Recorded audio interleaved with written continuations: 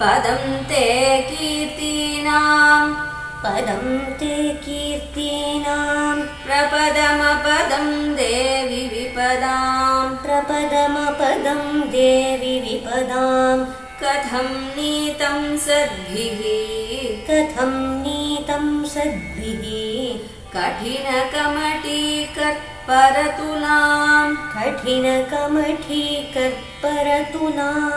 कथं वा बाहुभ्याम्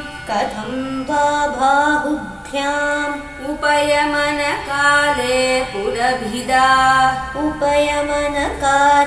पुरभिदा यदादायन्यस्तं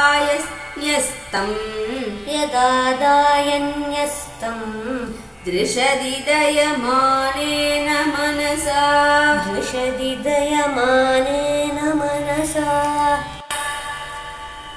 नखैर्नाकस्त्रीणां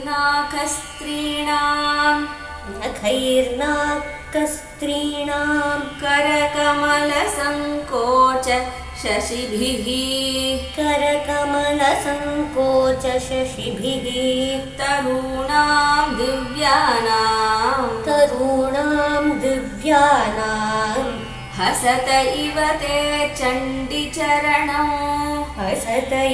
ते चण्डिचरणौ फलानि स्वस्तेभ्यः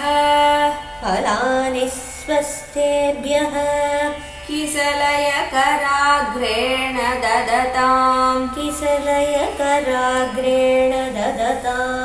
दरिद्रेभ्यो भद्रां